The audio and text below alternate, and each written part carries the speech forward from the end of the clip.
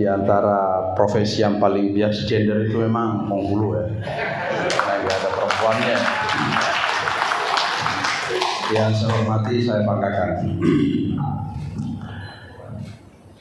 Kita sadari atau tidak, penghulu ini adalah di antara profesi yang memainkan peran paling fundamental dalam kehidupan kita berbangsa bernegara. Karena di tangan kita lah peristiwa terpenting dalam sejarah kehidupan manusia itu terjadi. Karena dalam hidup kita itu ada 3 peristiwa penting terbesar dalam hidup kita.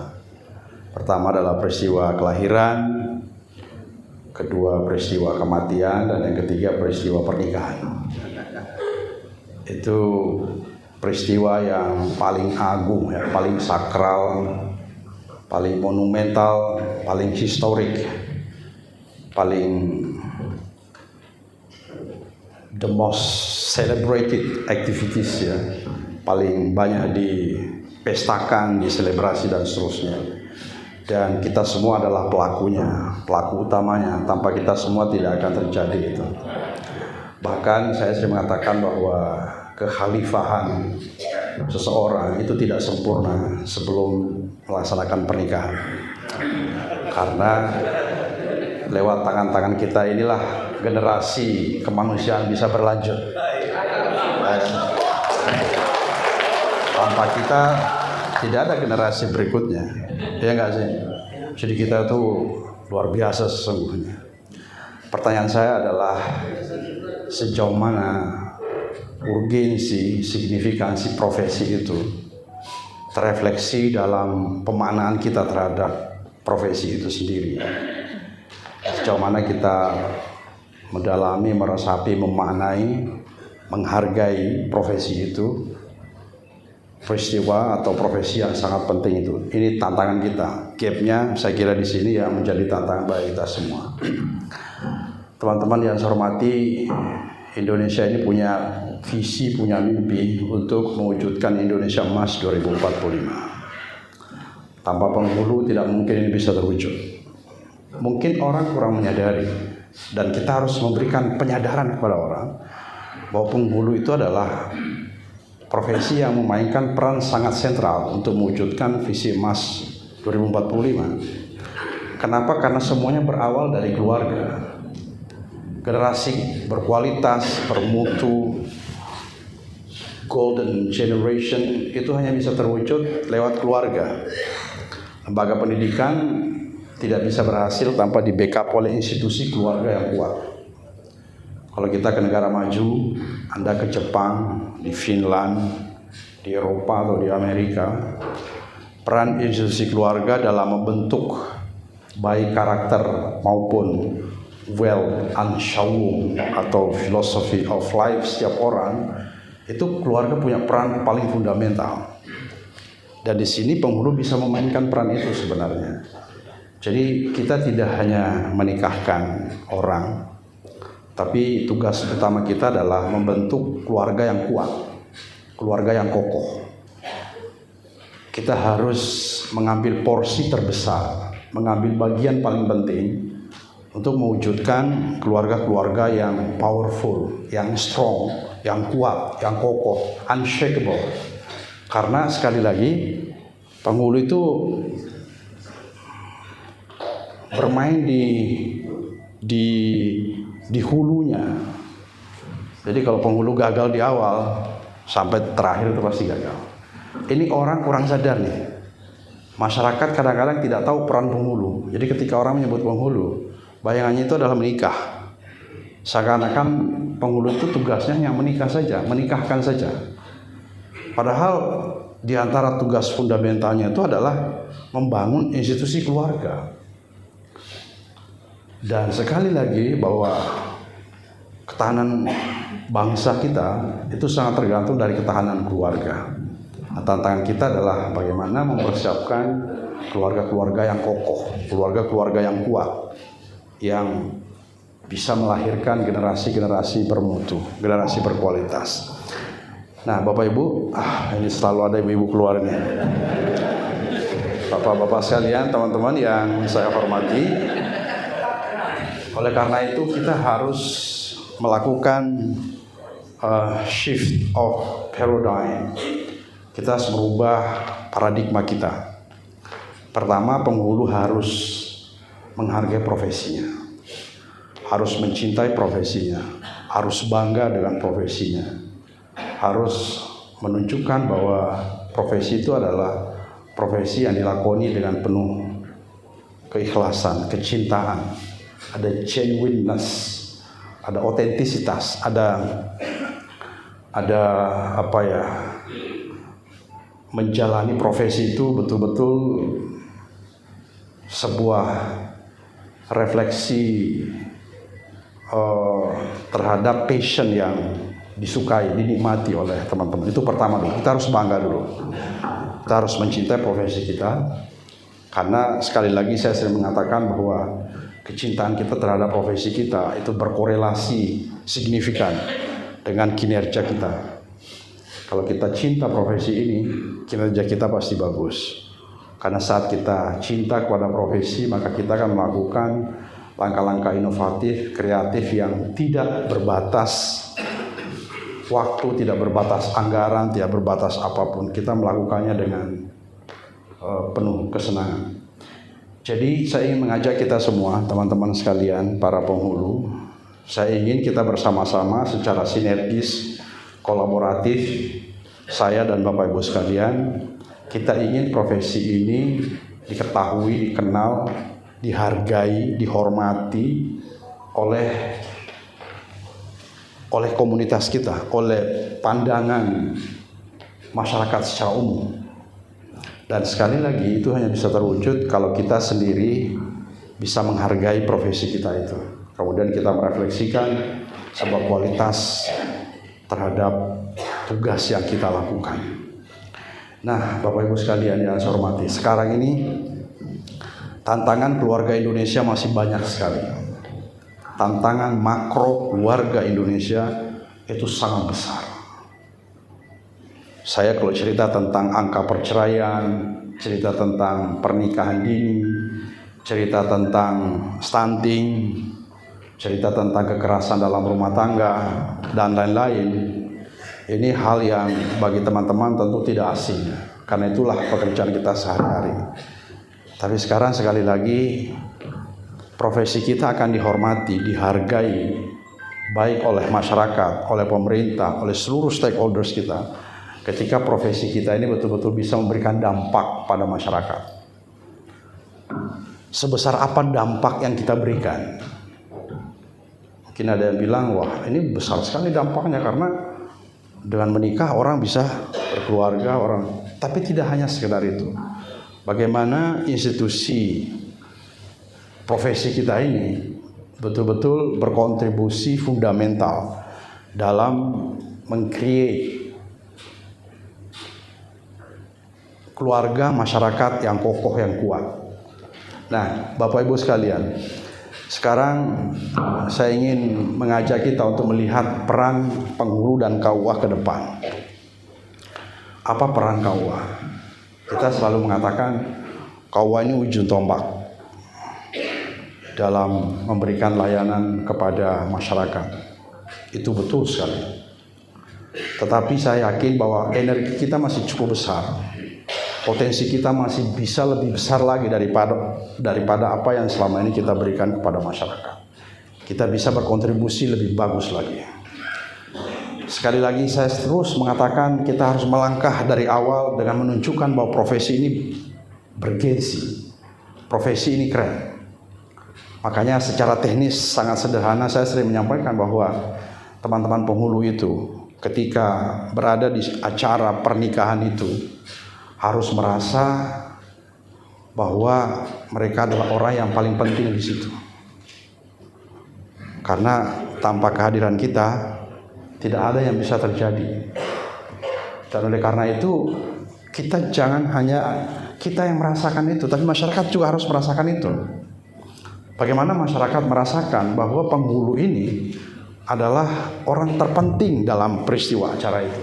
Dengan respect, dengan penghormatan, dengan penghargaan kepada penghulu.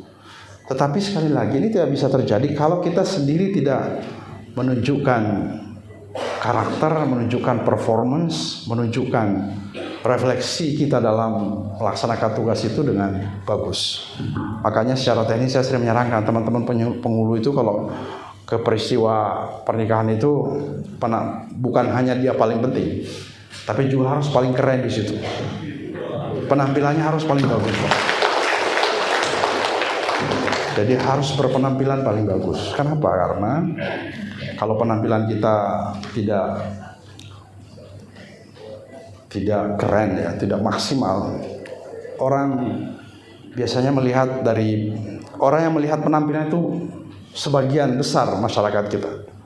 Jadi pakailah jas yang paling keren, pakai peci yang paling keren, pakai dasi yang paling bagus, sehingga performance-nya itu meyakinkan performance-nya. Itu satu. Yang kedua, cara untuk melaksanakan amanah itu juga paling keren, bagus Pak. Saya sering mengatakan teman-teman, siapkan materi yang singkat, padat, tapi mengesankan. Jadi orang yang hadir di situ dalam waktu 5 menit kita sulap, berpandangan ternyata penghulu saya ini keren banget gitu. Jadi kalau harus ceramah 5-10 menit menyampaikan pesan-pesan, itu membuat kesan pertama bahwa oh memang penghulu itu bagus.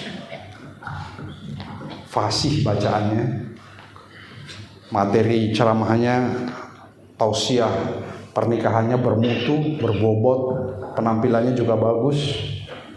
Jadi orang menghargai Pak. Tapi coba kalau penampilannya nggak karu-karuan, baca ayat hadisnya aja salah-salah, terus naik motornya mogok lagi, macet. Itu gimana mau dihargai? Tapi kalau penampilannya bagus, ceramahnya bagus, fasih, pakai mobil baru lagi, meskipun dicicil ya misalnya, meskipun dicicil, itu orang pasti respect. Ini salah satu poin penting menurut saya, salah satu ya. Ini bukan terlalu substantif, tapi ini penting Pak, ini penting sekali. Image building itu penting. Kita harus membuat orang tuh paham, Indonesia ini harus tahu penghulu ini profesi penting loh, sangat penting sekali. Jadi untuk membangun image itu, kemudian orang punya wealth and show terhadap profesi itu butuh proses panjang, butuh banyak yang harus dilihat dari seluruh perspektifnya, harus komprehensif. Di antaranya salah satunya ini, karena gimana kita mau dihargai? Orang yang hadir di situ orang pintar-pintar misalnya. Kebetulan yang menikahkan adalah anaknya pejabat atau anaknya orang kaya. Di situ banyak orang pintar. Terus penghulunya datang lewat sudut-sudut gitu, tidak percaya diri gitu, kelihatannya dilihat dari penampilannya. Oh, itu underestimate orang itu udah langsung Pak. Yang saya katakanlah, ketika kita berada dalam peristiwa nikah itu, Anda adalah orang terpenting di situ. Mau ada gubernur di situ, mau ada bupati di situ, mau ada Pak Kakanwil di situ, ada Pak Dirjen di situ, Anda adalah orang paling penting di situ. Dan Anda harus percaya diri. Jadi mari kita memulai untuk membangun image masyarakat tentang profesi penghulu ini dulu. Ini langkah pertama nih, langkah pertama sekali. Karena kita ingin memperjuangkan nasib penghulu ini. Bayangan saya Pak ke depan, kalau kita bicara tentang ketahanan keluarga misalnya, ketahanan keluarga ini kan isu nasional, bahkan bagian dari Sustainable Development Goals, isu global sebenarnya ini. Tapi orang kan tidak tahu bahwa penghulu itu ternyata adalah profesi yang punya peran paling penting di situ. Orang tuh nggak tahu Pak. Mungkin orang berpikir, dirjen lebih berperan, padahal kan yang berperan itu penghulu yang di lapangan, yang Orang itu tidak tahu. Sehingga kita harus membangun image tentang profesi ini secara sistematis, dimulai dari awal.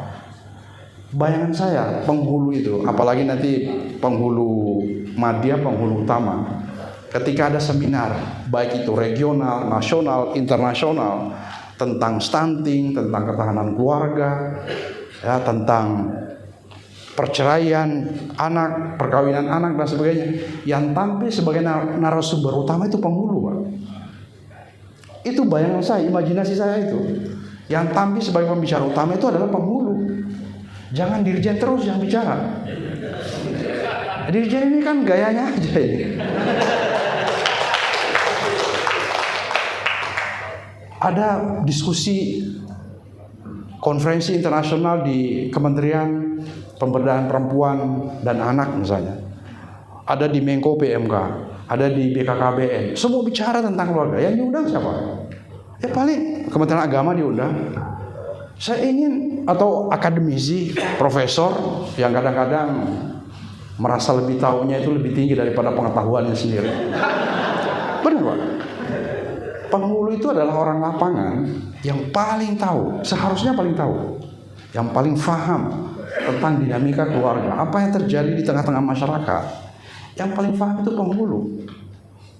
Tapi saya belum melihat penghulu kita tuh tampil dalam forum-forum, dalam panggung-panggung nasional, apalagi global. Imajinasi saya ke depan, saya ingin penghulu itu tampil bicara. Mulai, tidak mungkin tiba-tiba langsung bicara di panggung internasional, kan nggak mungkin. Mulai dari awal, pelan-pelan. Mulai dari menulis, mulai dari sering bicara, punya YouTube, punya konten, terus jadi viral atau whatever, kemudian jadi pembicara-pembicara.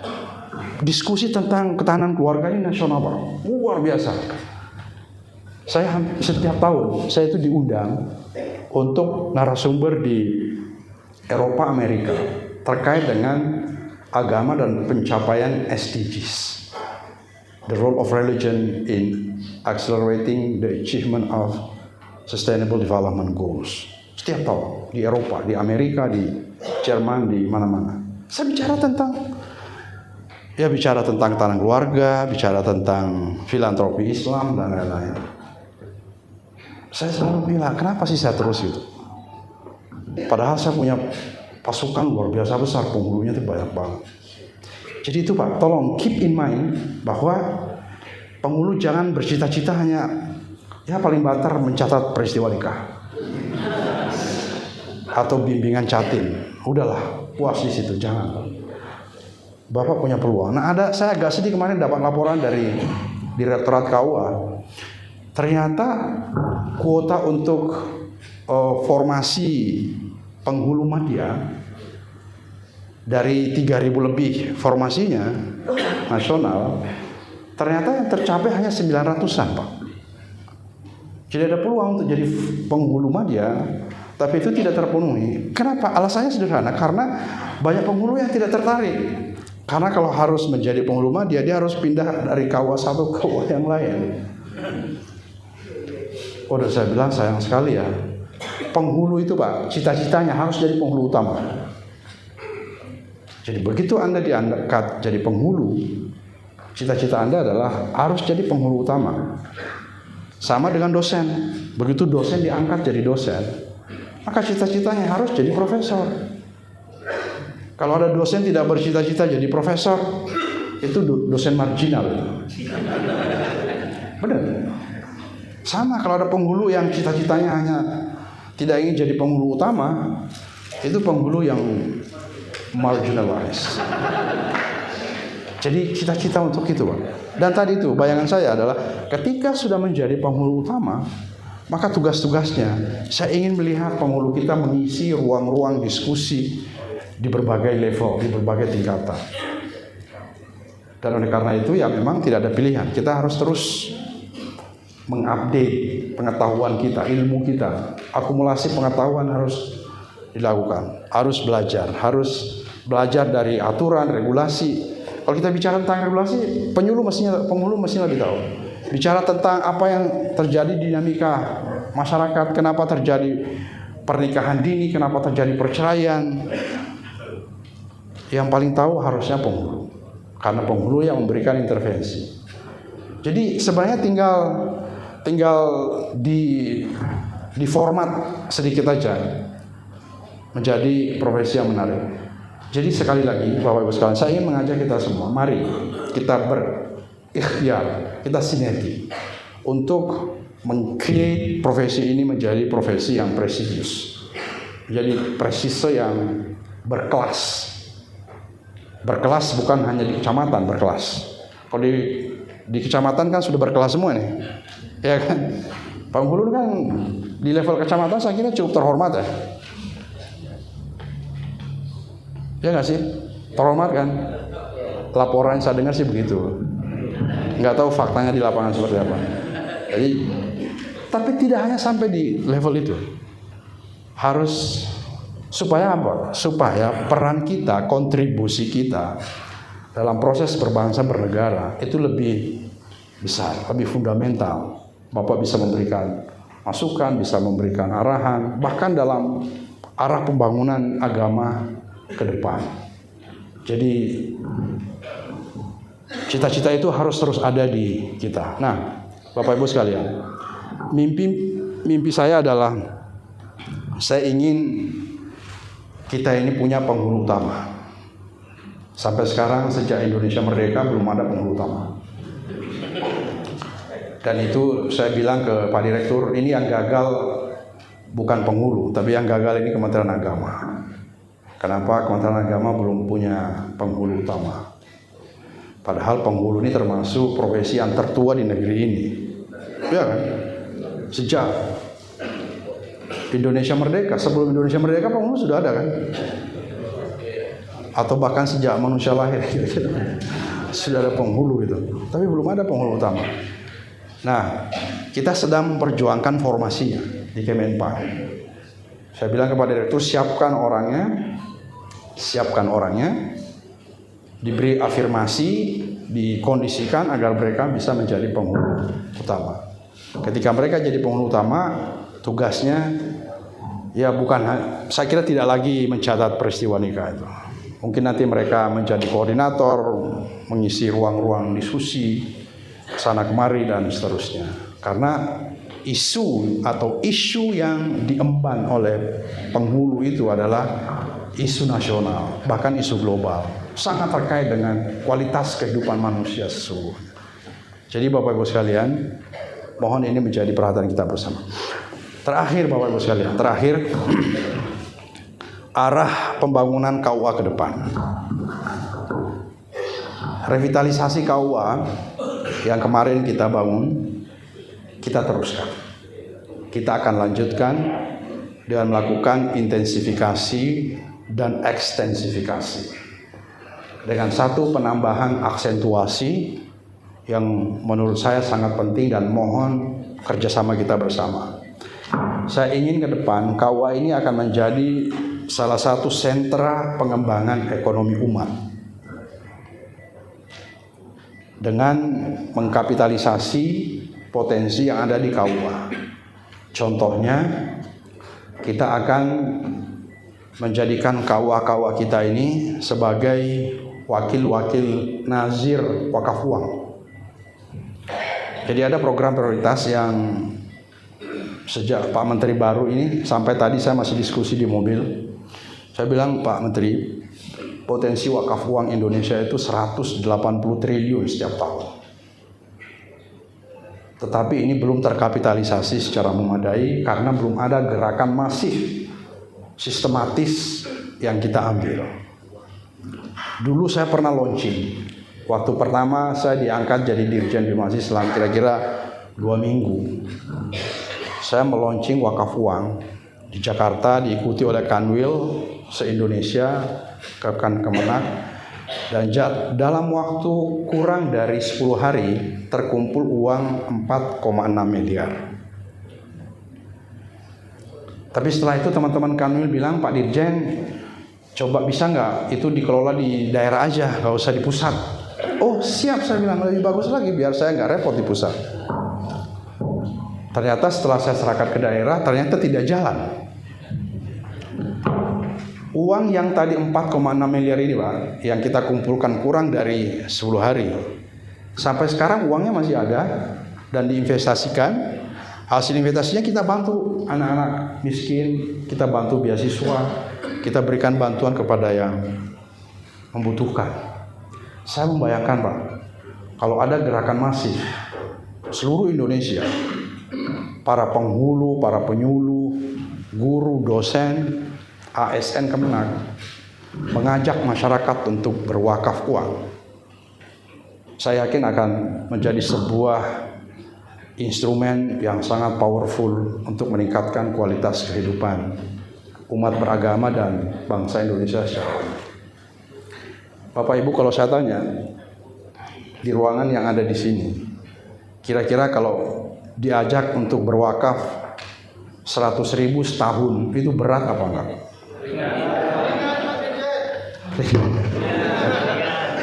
Tapi pertanyaan saya berikutnya, sudah pernah berwakaf belum?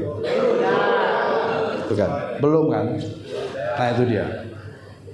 Kalau kita berwakaf Pak, sesuai dengan kerelaan kita nggak usah menentukan berapa angkanya, terserah keikhlasan kita. Karena keikhlasan itulah yang akan kita dapatkan manfaatnya dan pahalanya insya Allah. Kalau seluruh ASN Kemenag saja berwakaf 10.000 satu bulan atau 100.000 setahun, itu dampaknya dahsyat sekali. Nanti orang-orang yang mau menikah Pak, Bapak ajak mereka berwakaf seikhlasnya. Mauquf alainya, manfaatnya nanti kembali ke penghulu, ke masyarakat juga.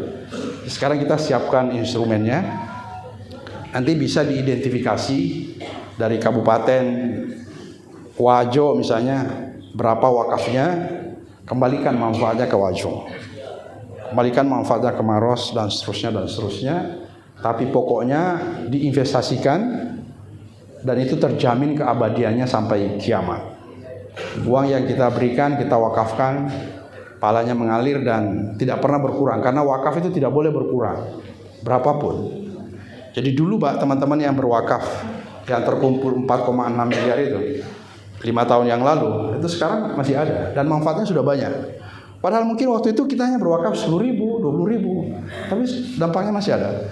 Nah ini insya Allah, saya tadi diskusi dengan Pak Menteri, kita ingin meluncing kembali. Nanti Pak Menteri akan launching, mudah-mudahan dalam Rakernas besok ini.